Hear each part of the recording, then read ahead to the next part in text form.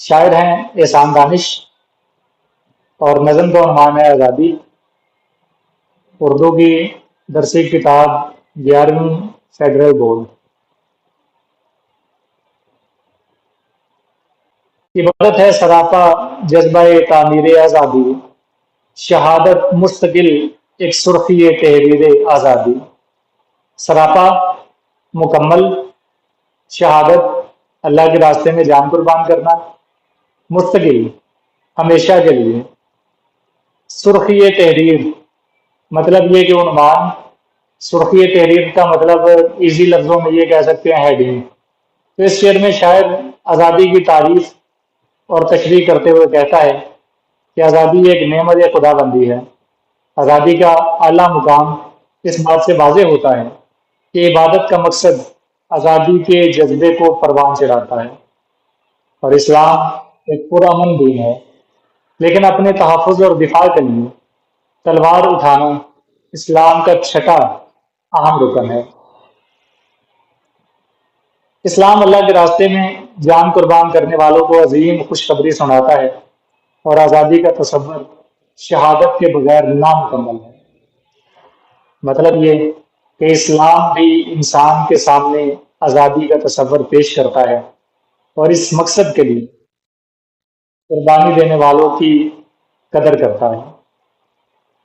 دوسرا شعر ہے، جہاں آزاد کر سکتے نہ ہو تقریر آزادی، وہ آزادی میری نظروں میں ہے تحقیر آزادی۔ تحقیر کا معنی ہوتا ہے بے عزتی۔ انسان اس کائنات میں خداوند کریم کا نائب اور خلیفہ ہے، وہ اشرف المخلوقات ہے۔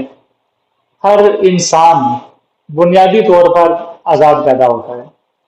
اسلامی نظام میں ہر انسان کو بولنے، لکھنے، پڑھنے، حتیٰ کہ عقیدہ اور مذہب کے لحاظ سے آزادی حاصل ہے۔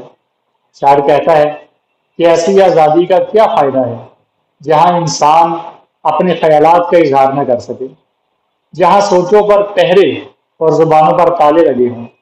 ایسی آزادی تو در حقیقت غلامی کا دوسرا نام ہے، اور ایسی آزادی کو آزادی کہنا تو اس عظیم لفظ آزادی کی توہین ہے۔ فضائیں کر رہی ہیں ذوق اثار و عمل پیدا، لہو میں دوڑتا ہے شعلہ تاثیر آزادی۔ ذوق اثار، دوسروں کے لیے قربانی کا جذبہ پیدا کرنا۔ تاثیر، اس کا مطلب ہے اثر۔ تو اس شعر میں شاعر آزادی کی اہمیت اور اس کے اثرات کے بارے میں بات کرتا ہے کہ آزادی ایک ایسی نعمت ہے جس کا دنیا میں کوئی متبادل موجود نہیں۔ آزادی ہی انسان کو ایک باوقار اور باعزت انسان بناتی ہے۔ آزادی کی مثال ایک شعلہ، ایک آگ جیسی ہے جو انسان میں حرکت پیدا کرتی ہے، اور انسان نہ صرف اپنے لیے بلکہ دوسروں کی مدد کے لیے حرکت میں آ جاتا ہے، اور یوں انسان انسانیت کا سب سے بلند مرتبہ پا لیتا ہے۔ جو کہنا تھا اسے سب کہہ گیا قرآن کے پردے میں، زمانہ حشر تک کرتا رہے تفسیر آزادی۔ حشر مطلب قیامت، تفسیر مراد ہے تشریح۔ تو اس کی تشریح اس طرح سے ہے کہ قرآن مجید اللہ تعالیٰ کی وہ کتاب ہے جو قیامت تک بھٹکے ہوئے لوگوں کے لیے رہنما کا کام دے گی، کیونکہ یہ اللہ تعالیٰ کی آخری کتاب ہے جو آخری نبی صلی اللہ علیہ وسلم پر نازل ہوئی، اور اس کے بعد نہ کوئی نبی آنے والا ہے اور نہ کوئی آسمانی کتاب آئے گی۔ اس لیے اللہ تعالیٰ نے تمام احکامات اس میں بیان کر دیے ہیں، ایک مکمل ضابطۂ حیات انسان کے آگے رکھ دیا ہے۔ اب انسان کا کام یہ ہے کہ وہ اس میں موجود احکامات کی صحیح تشریح کرے۔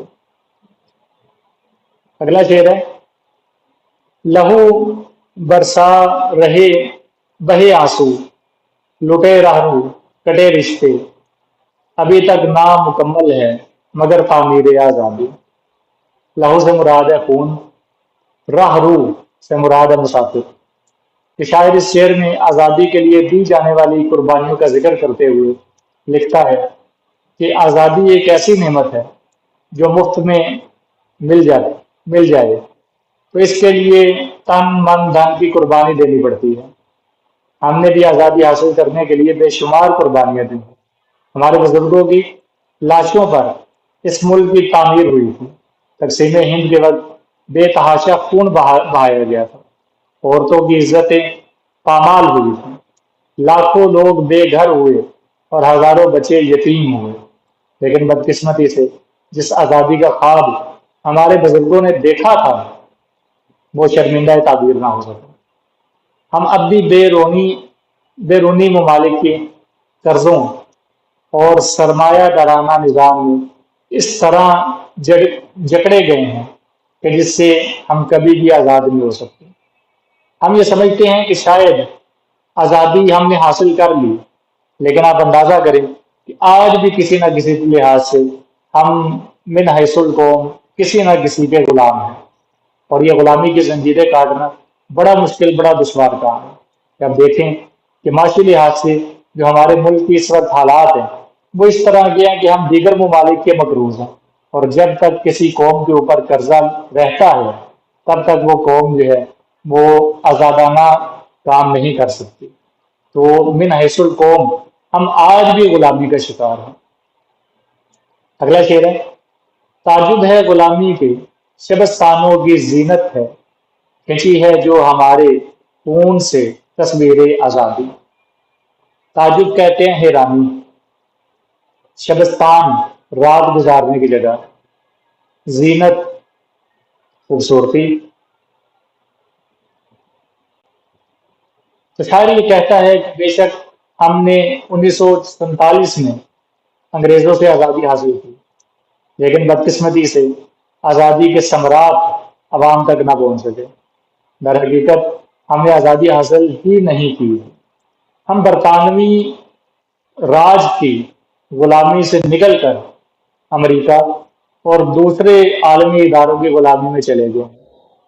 وہ سبق تھا نیا قانون جو ہم نے پڑھا تھا، اس کے اندر بھی وہ جو کوچوان ہے وہ یہی کہتا ہے کہ ہندوستان کبھی بھی آزادی حاصل نہیں کر سکتا۔ اگر یہ گورے جائیں گے تو کوئی اٹلی والا آ جائے گا، کوئی روس والا آ جائے گا، تو ہم پھر بھی کسی نہ کسی طرح سے غلام رہیں گے۔ اور یہ بات جو ہے وہ آپ آج دیکھ لیں کہ کئی سالوں کے بعد بھی سچ ثابت ہو رہی ہے کہ برطانیہ تو چلا گیا، آج 76 سال پہلے برطانیہ تو چلا گیا، لیکن کیا ہوا کہ ہم آج بھی کسی نہ کسی قوم کے غلام ہیں۔ ہم نے آزادی حاصل کرنے کے لیے بے شمار قربانیاں تو دیں، مگر وہ قربانیاں محض رائے گاں ہوئیں۔ آج ہمارا ملک، ہماری سیاست اور ہماری معیشت غیروں کے رحم و کرم پر ہے۔ ایک آزاد قوم کے لیے سوچنے کا یہ مقام ہے کہ جس مقصد کے لیے بے تحاشا قربانیاں دی گئیں وہ اتنے سال گزرنے کے باوجود بھی حاصل نہیں ہو سکا۔ تحیر ہے کتاب اللہ زیب تاکہ نسیاں ہے، تعجب ہے کوئی کرتا نہیں تفسیر آزادی۔ تحیت حیرانی، کتاب اللہ سے مراد ہے اللہ کی کتاب قرآن پاک۔ تاکہ نسیاں، الماری کے اوپر رکھ دینا اور بھول جانا۔ تفسیر تشریح، تو شاعر اس شعر میں کہتا ہے کہ قرآن وہ کتاب ہے جو درس انقلاب ہے۔ اسی کتاب نے خانہ بدوشوں اور صحرائیوں کو پوری دنیا کا حکمران بنا دیا، لیکن افسوس کہ ہم اس انقلابی کتاب کو طاق پر رکھ کر بھول گئے ہیں، اور طوطے کی طرح رٹتے ضرور ہیں لیکن اس پر عمل کرنا دشوار سمجھتے ہیں۔ یہی وجہ ہے کہ آج پوری دنیا میں ایسا کوئی گوشہ نہیں جہاں مکمل اسلامی نظام نافذ ہو۔ اس طرح مخلوق خدا ایک دفعہ پھر غلام بن چکی ہے، اور بدقسمتی سے ایسا کوئی شخص نظر نہیں آتا جو قرآن ہاتھ میں لے کر ان کو آزاد کروائے۔ 8واں شعر ہے: ابھی تو کو سلاسل میں ہے آزادی کے دیوانے، مگر زندان کے دروازے پہ ہے تصویر آزادی۔